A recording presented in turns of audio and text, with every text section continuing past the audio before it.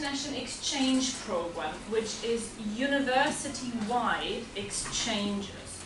So every student at Queen Mary can apply to those destinations that we're working with. And we're covering quite a few countries in the world. So if you're on a 3-year program, you are going abroad in your 2nd year for the 1st semester. Or if you're on a 4-year program, you're going abroad for the entire 3rd year. If you are at all interested in summer school, so that's short-term opportunities over the summer, which you can do instead of or on top of a semester or a year abroad. And on our Global Opportunities web pages, you can find information about summer opportunities. They last between 2 weeks and 8 weeks, and they can be in Mexico, in China, in Malaysia, different countries. 7% higher average wage, 7% higher average wage earners 6 months after graduation for those students who have spent some time abroad. You're 10% more likely to be in a graduate job 6 months after graduation, and 20% less likely to be out of work. So these steps will speak for themselves. And actually 19% more likely to gain a first in your degree, having been abroad. Those of you who are going abroad for a full academic year, if you are a home or an EU student, you're paying just over 15% of your tuition fees to Queen Mary, which is £1,385. So you're getting a massive discount to your tuition fees. If you are an overseas student, you only have to pay 50% of the fees.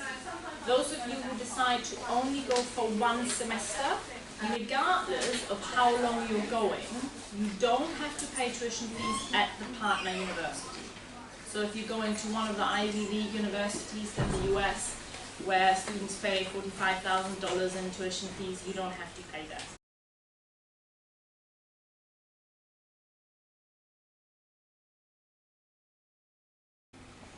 Any student finance England that you're in receipt of, or student finance, where any student finance really, any national loans, grants that you're receiving, you will be entitled to receive those while you are abroad, because your time abroad is an integral part of your Queen Mary degree. That is the case for you if you are on a 3-year program, going for a semester, or if you're on a 4-year program, going for the full academic year. So you are still entitled to do this.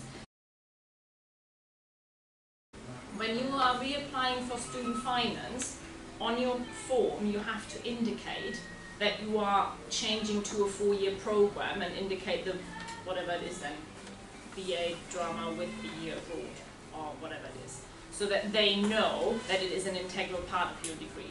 Otherwise they will think you're going to be in your 3rd and final year and going abroad is not part of your degree. We're giving away 1 study abroad bursary per school. So 1 student in the School of English and Drama will receive a study abroad bursary. You don't have to apply for this bursary.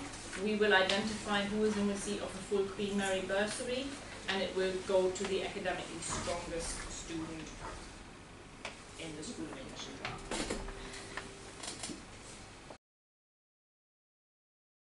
Drama. There are travel grants available through student finance as well.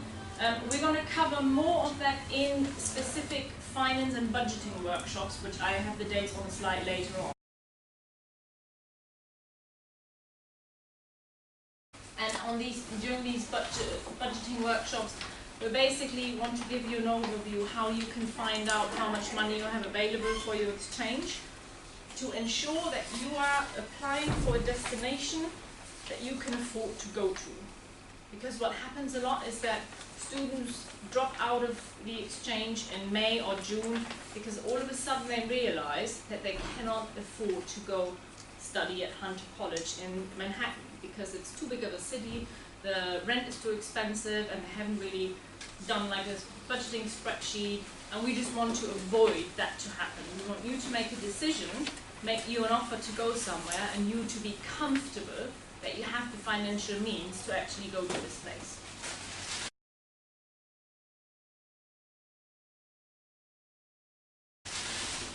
If you haven't attended one of the workshops, we will not consider your application. And especially for destinations outside of Europe, you have to show that you have certain monies available. And you need that when you're applying for your visa.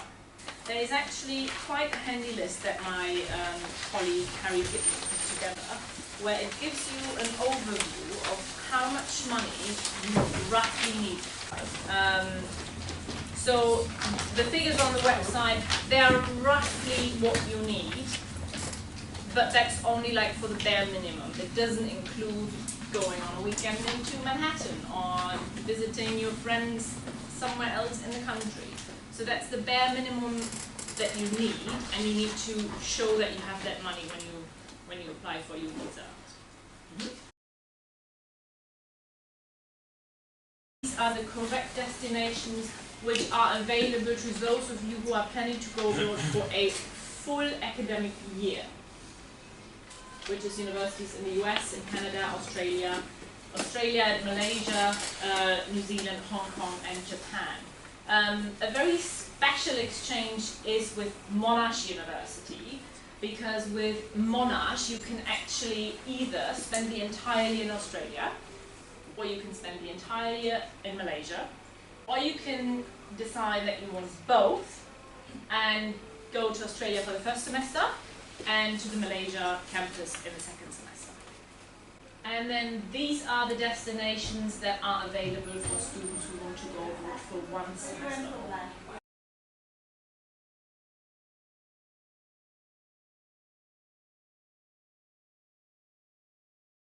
If you're having a look at our Global Opportunities web pages, there's a section for the International Exchange Program. If you click on where can I go, we have like a big table on there where all of the partner universities are listed, and you can see English and drama, and then it says whether they are available for a semester option for the full year only. Some of them say only available to English or only available to drama. So all the details are on there. But then we do have a special exchange with Howard University, which is located in Washington, DC. It's a great university, and the focus of this exchange is education and leadership. What we've been trying to do when we set up our international exchange partner destinations is get like quite a variety of institutions that we're working with. So you can be in a big city like Washington or Melbourne, or you can be like in central Manhattan. So Hunter College is super central. You are on Park Avenue and 68th Street here. But we're also working with universities like the University of Miami, where you literally just need to pack like a pair of trainers, some flip-flop t-shirts and shorts. So if you fancy more of the warmer weathers and potentially hurricane seasons, then Miami is the place to go. But it really is. We're trying to cater for everyone. So we've got like big cities, we've got smaller cities, we've got warmer climate, we've got colder climate, and you just need to make sure that you're choosing what's right for you. And then you've got Melbourne, where you've got like, this is the University of Melbourne right here in the top, and you've got down at the bottom.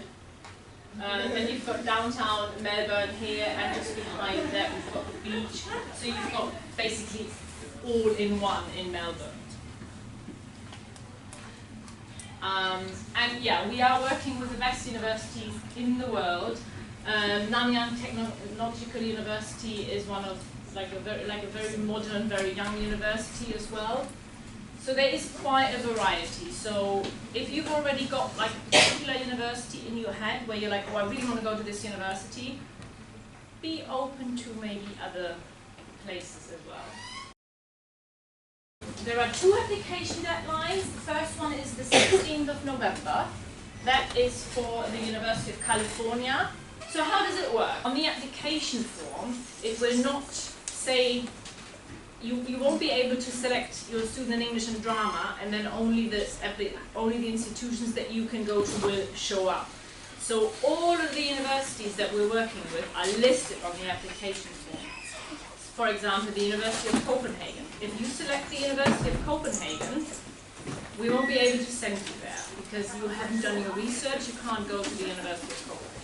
If you want to go to the University of California or Texas and apply for the 16th of November, we're going to get back to you an offer if you were successful before Christmas.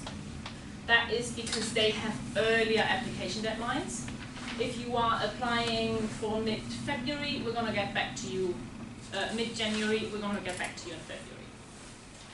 What happens is we're going to gather all the applications and then we're going to send them off to Penn and James. They're going to rank them and then we are giving away the exchange places. You will only be made one offer. So if we're getting to your third choice, because the first two choices we don't have any more exchange places available, then you get an offer for your third choice. And we're asking you to accept that offer or to decline it. And if you put down 2 universities, because there's only 2 that you want to go to, that's fine. We try to work with that. If you put down 7 universities, I think you can put down 10, and you are being made an offer for the 8th university on the list, we expect you to accept that offer because you have listed that university on the board.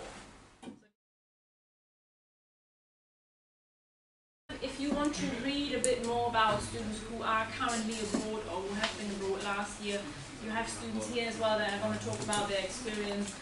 You can read on our student blogs. That's really interesting and entertaining. And we also have students talking about their mental health on our blog, so might be of interest for you to read it. We've got an Instagram account, Twitter, Facebook, and Harry Gidney is my colleague who can answer all of your questions. That's wonderful, thank you.